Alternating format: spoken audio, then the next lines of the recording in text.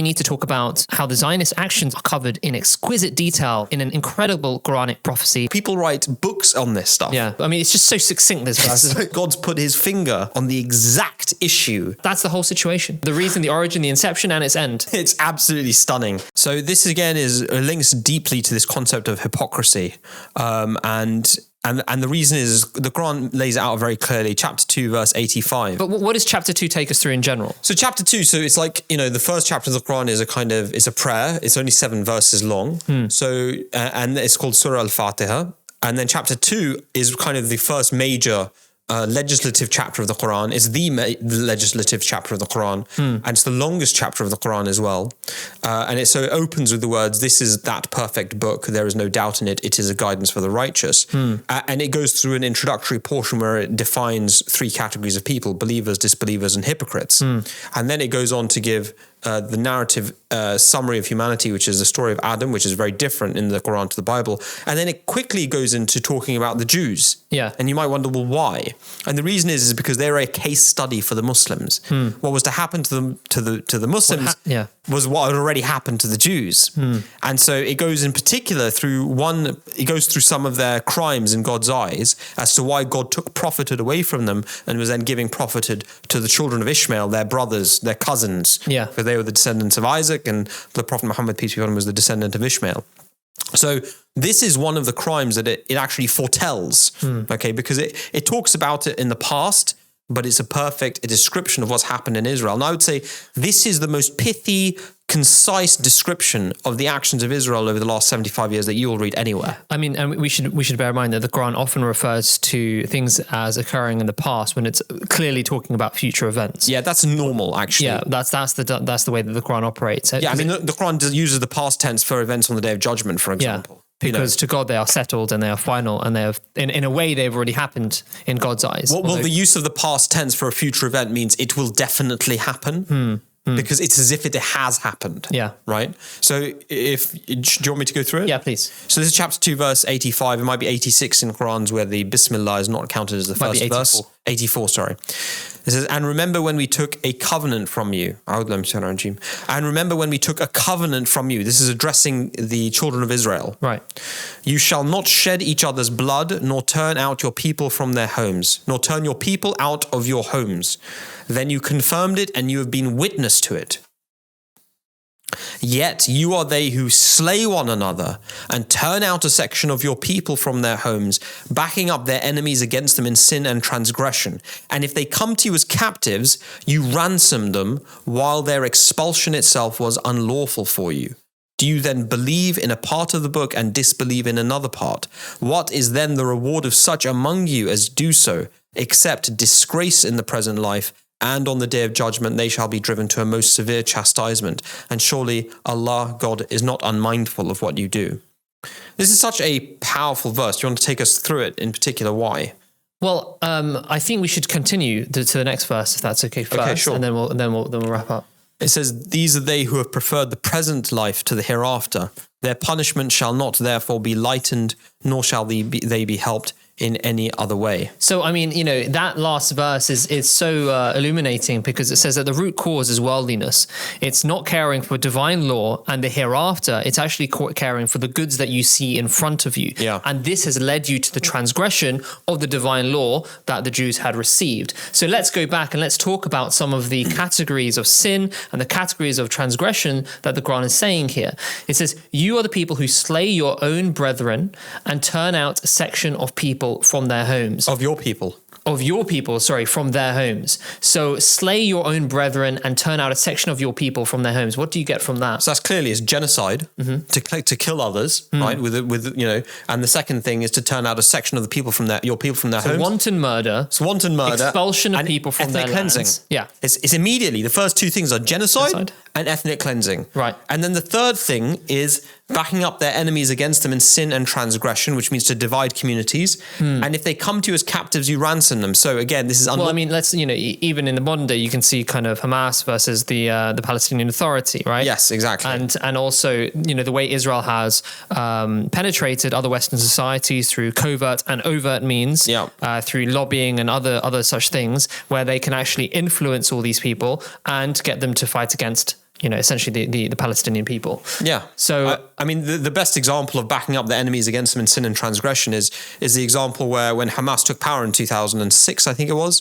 Fatah in Gaza requested Israel their support. And there was a WikiLeaks cable which showed that Netanyahu said, no, we want Gaza to be ruled by Hamas. And the reason they want it is because they want the excuse to demolish. They want the excuse they want the opportunity. They want resistance so that they can react. Exactly. Disproportionality is not a bug, it's a feature. That's the point of it. So then it says unlawful. So it's talked about genocide. It's talked about ethnic cleansing. It's talked about divide and conquer. It then talks about unlawful detention. Yeah. So can you take us through this? I mean, this is remarkable. And if they come to you as captives, you ransom them. So if they come to you as captives, means that you are essentially in some kind of conflict and you capture them and then you ransom them back to their original people. Yeah. While their expulsion itself was unlawful for you. So it's actually saying that you have already expelled the people, then they react and then you capture them and then you sell them back for whatever you want, right? So it's an incredible description of what's been happening over so many decades. Yeah. The Israelis have been expelling the Palestinians from their own hands. It's caused a resistance movement to rise up, which has caused conflict. Actually, even then, many Palestinians are actually just kidnapped from their homes. Yep. It's not simply in the course of war. Actually, it'd be a mistake to say that.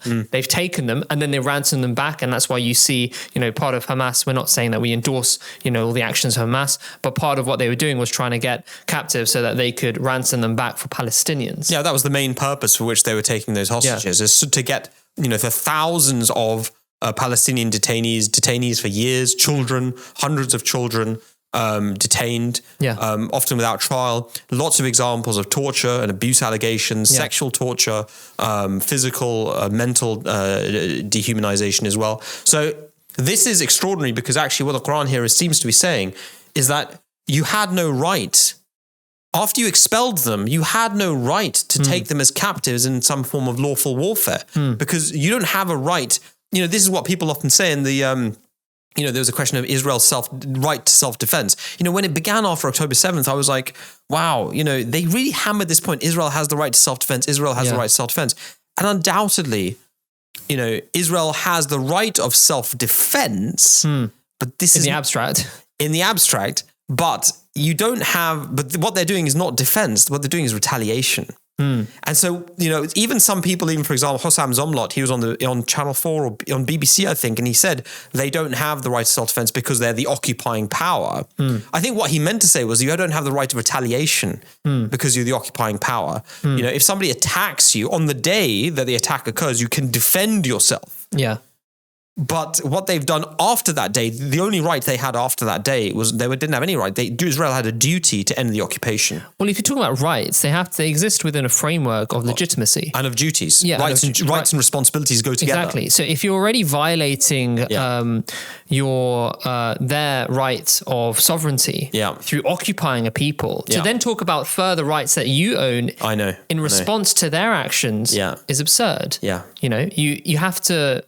You have rights within those frameworks. Yeah. So, let's then talk about what happens next in the verse. It says, do you then believe in a part of the book and then disbelieve in another part, which is just a resounding, which is actually in many ways incredible because it's talking about how the Israelis and the Zionists will cite some biblical things. Yeah, Amalek. They'll cite Amalek and they'll cite, their manifest destiny over this land because they are the Jews, and this is what the Bible says. Yeah. So they believe in part of it, but they disbelieve in all the things that regulates their behaviors.